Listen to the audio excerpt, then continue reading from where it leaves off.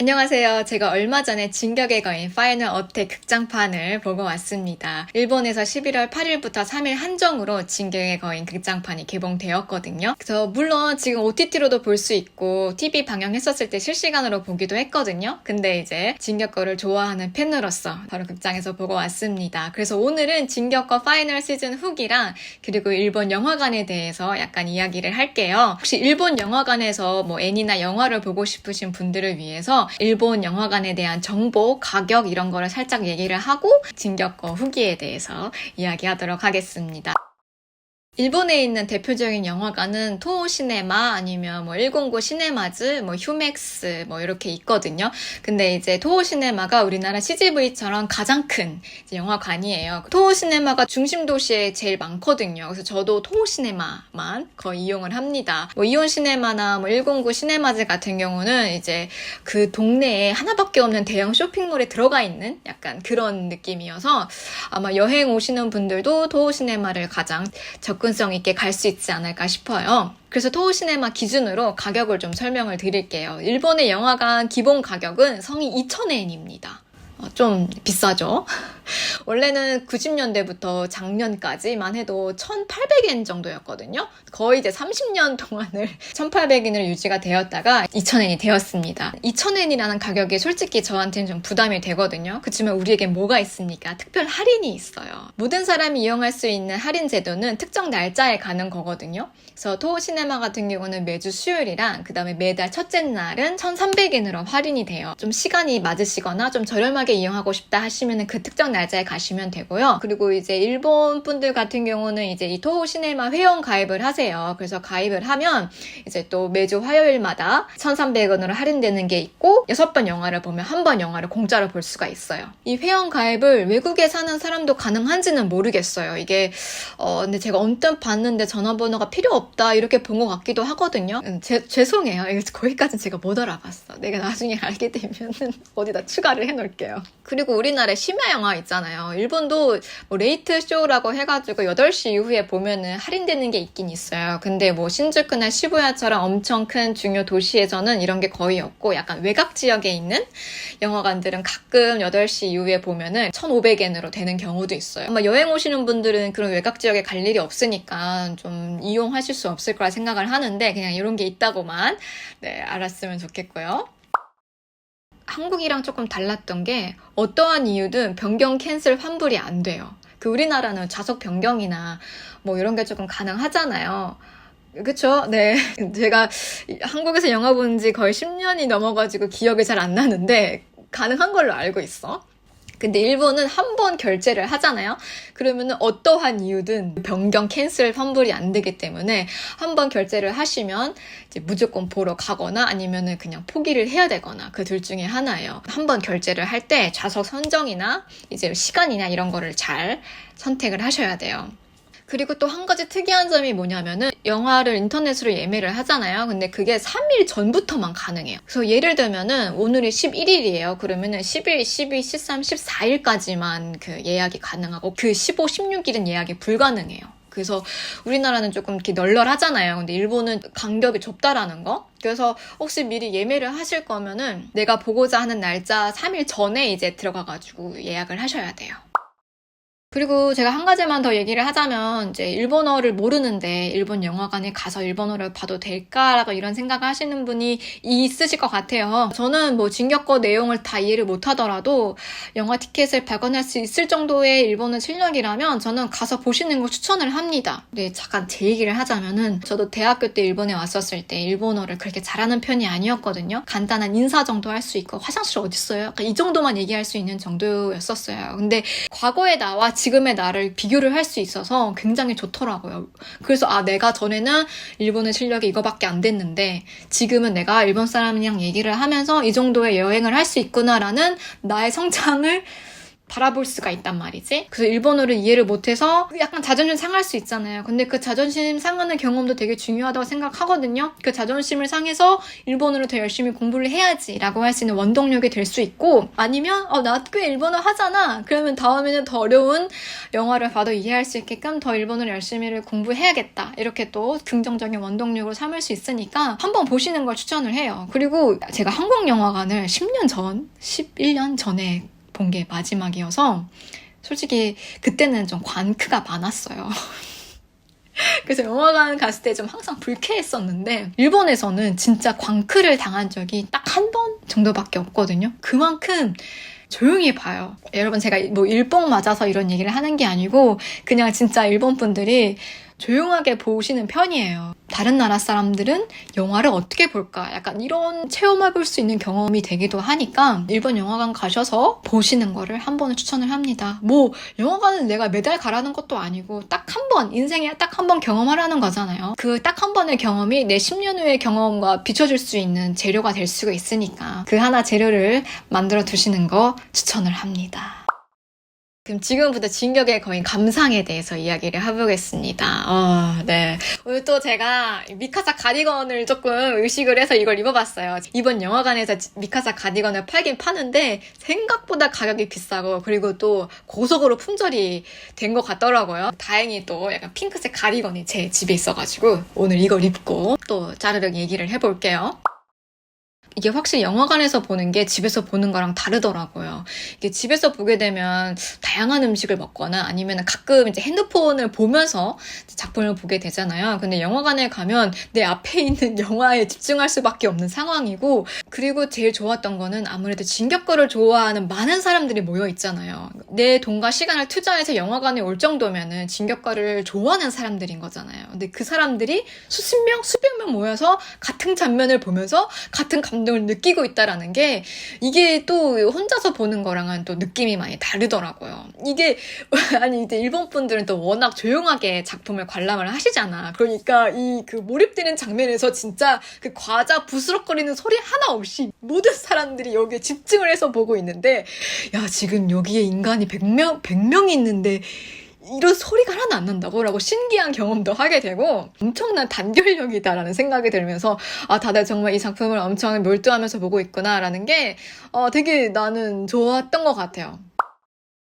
제일 기억에 남았던 장면은 그 에렌을 막기 위해서 미카사랑 미카사 친구들이 그 비행선에서 뛰어내리는 장면이 있잖아요. 저는 거기가 가장 소름이 돋았어요. 어떻게 보면 그 장면이 이제 진정한 싸움의 시작이자 마지막 싸움이니까 굉장히 결의에 차고 진중한 장면이란 말이지. 근데 처음에는 약간 긴장감 음악이 계속 흐르다가 비행선에서 뛰어내리자마자 약간 경쾌한 음악으로 바뀌거든요. 근데 그 경쾌한 음악이 시작되면서 뭔가 되게 처음에는 안절부절하고 진짜 에렌이랑 싸워야 되나 어떻게 해야 되나 막 그 고민하던 감정이 뭔가 되게 카타르시스로 바뀌는 느낌이었어요. 뭔가 해방된 느낌?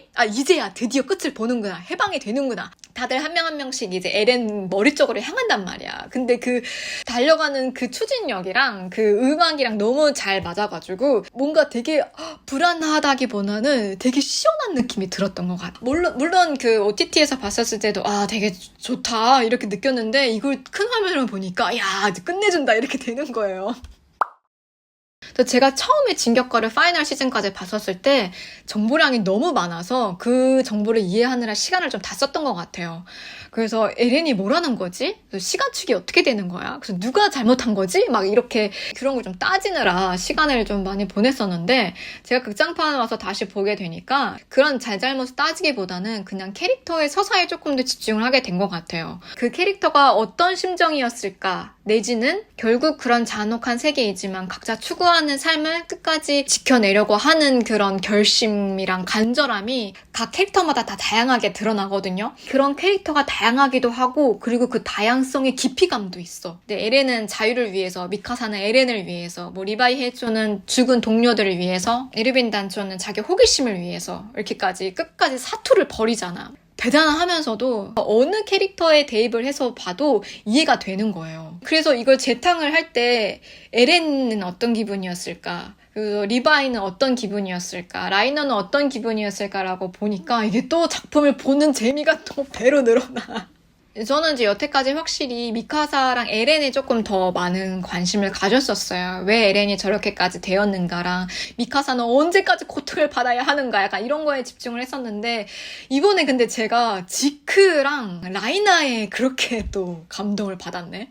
전혀 올 장면이 아니고 그리고 제가 진격거를 봤었을 때도 전혀 올 내용이 아니라고 생각했거든요. 근데 너무 또 지크가 그 유미르 월드에서 아르민이랑 대화하는 장면이 있잖아요. 그래서 지크가 나름대로 이제 세계의 평화를 위해서 본인이 이제 여러 가지 이제 그런 방법을 제시를 했지만 그게 잘 안 되고 굉장히 절망감에 빠지잖아. 어떻게 보면 이제 무기력감에 빠진 거죠. 근데 그 무기력감에 빠졌을 때 아르민이 이런 대화를 해요. 이제 나뭇잎을 이렇게 보여주면서 나는 이 세상에 태어난 이유가 친구들이랑 단풍 속에서 뛰어놀기 위해서 태어난 것 같다. 너는 그런 순간 없었어? 라고 물어보는 그 순간이 지크가 그 얘기를 듣고 야구볼을 발견을 해. 나 거기서 이제 이렇게 느낀 거지. 지크가 굉장히 무기력함에 빠져가지고 내가 왜 태어났는지, 내가 뭐 하고 있는 건지 그런 무기력함에 빠져 있다가 소중한 일상이 존재했다라는 거를 깨닫고 너무 평범해서 매일매일 할 수 있는 이 일상들이 이것 때문에 내가 태어난 걸 수도 있겠구나라고 이렇게 아르민이 가르쳐 주는데 거기서 이제 내가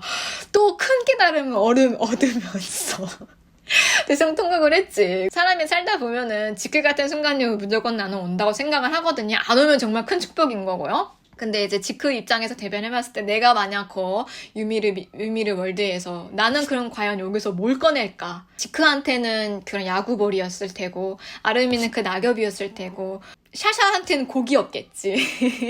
나한테는 무엇이었을까라는 생각을 조금 했었지. 그리고 내가 그거를 지금 잊고 있었나? 내가 이걸 지금 바로 떠올리지 못하고 있는 거가 지금 내가 일상을 소중하게 생각하고 있지 않는 건가? 약간 이런 복합적인 생각을 막 하면서 옛날에는 애니 봤을 때 약간 중이병스러운 애니 있잖아요. 막 내 안에 흑역룡이 깨어나라든가 내가 모르는 말 막 나열해 두면 되게 멋있어 보이고 막 이랬거든요. 근데 물론 그것도 지금 약간 멋있다고 느껴질 때 있어. 근데 나이가 드니까 이런 좀 새 인생관을 관통하는 걸 볼 때 이제 더 감격을 하는 것 같아. 옛날에는 이런 말 들으면 유치해. 뭐 뻔한 얘기하고 있네. 막 이렇게 했었는데 지금은 더 와닿고 더 좋은 것 같아요. 더 애니메이션을 풍부하게 즐길 수 있게 되었어. 라이나도 너무 좋았어. 라이나도 맨 마지막에 이제 어머니랑 만나면서 어머니가 이제 라이너한테 얘기를 하잖아. 그냥 너 있는 그대로를 받아들일 걸. 그 장면도 뭔가 되게 너무 감동이었어. 무언가 열심히 하지 않아도 그냥 그 존재만으로도 되게 뜻깊다. 사랑스러운 존재다 이렇게 또 알려주거든. 근데 그 장면이 또 진격거에서 한 번만 나온 게 아니에요. 그 에렌 엄마를 짝사랑했었던 그 단장이 있었잖아요. 그 단장이 에렌 어머니에 관한 썰을 풀는 장면이 있는데 거기서도 이제 에렌 엄마가 얘기를 해.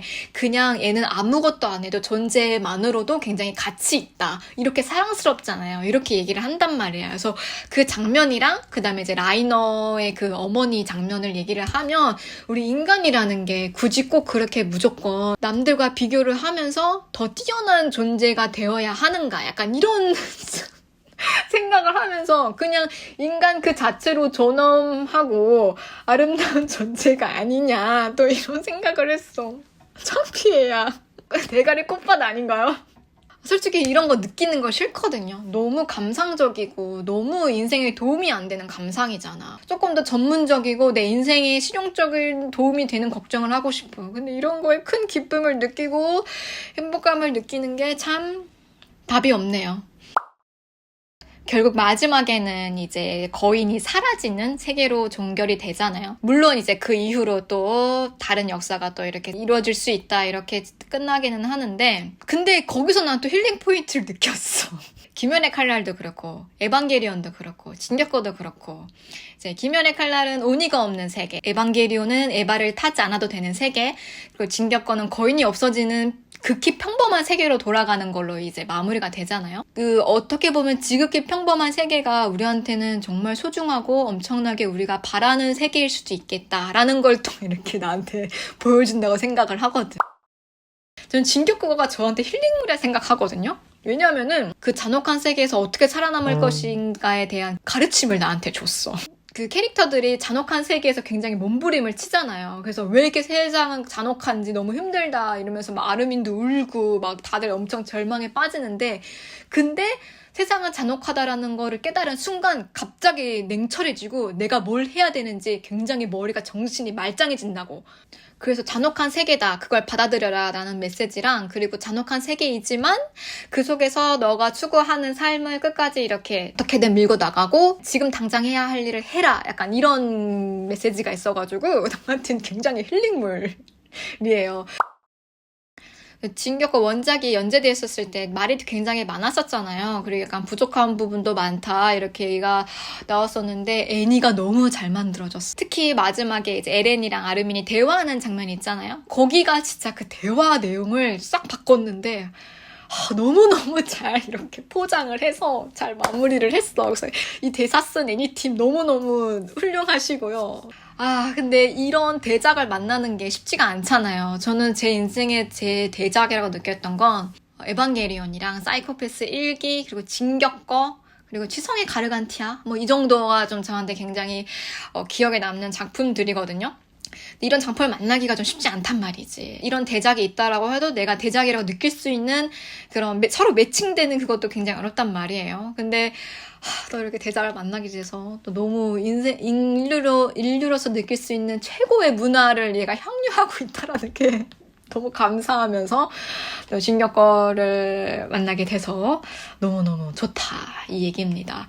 제가 트리 같은 작품도 너무너무 좋아해요. 근데 이거는 작품성이 있다고는 솔직히 말은 못하겠어. 그냥 정말 저의 개인적인 가치관과 맞고 저의 개인적인 욕망과 굉장히 일치하는 작품이거든요. 그래서 이거가 뭐 객관적인 작품성이 있냐라고 얘기하기는 조금 어렵지만 진격거 같은 경우는 객관적인 지표로 봤었을 때도, 그리고 모든 인류에게 전하는 메시지를 봤었을 때도 굉장히 훌륭한 작품이라고 생각을 합니다. 그래서 진격거가 솔직히 거인 이렇게 움직이고, 그리고 또 화려한 액션씬 때문에 주목을 많이 받은 거긴 하지만 또 이렇게 굉장히 감정적인 서사도 같이 담겨져 있다라는 거를 제가 얘기하고 싶었어.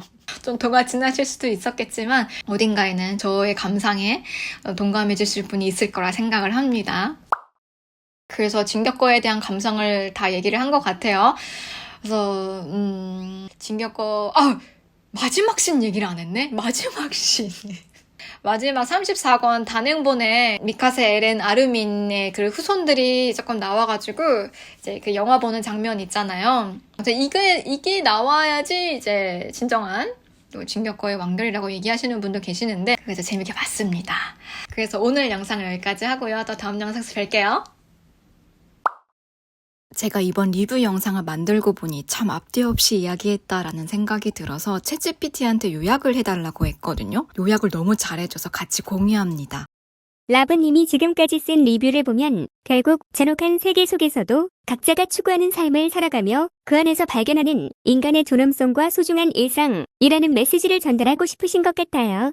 진격의 거인에서 그려진 캐릭터들의 각기 다른 선택과 결심을 통해 인간은 단순히 결과나 성취가 아니라 존재 자체로 의미가 있다는 점을 느끼셨고 이를 공유하고 싶어 하시는 것 같아요.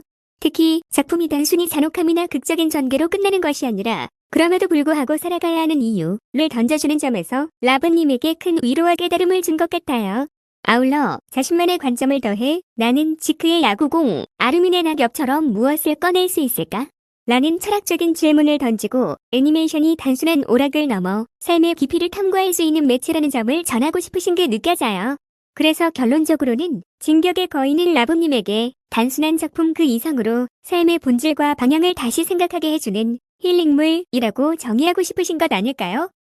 이 미친 챗GPT 고마우면서도 너무 무서운 존재예요.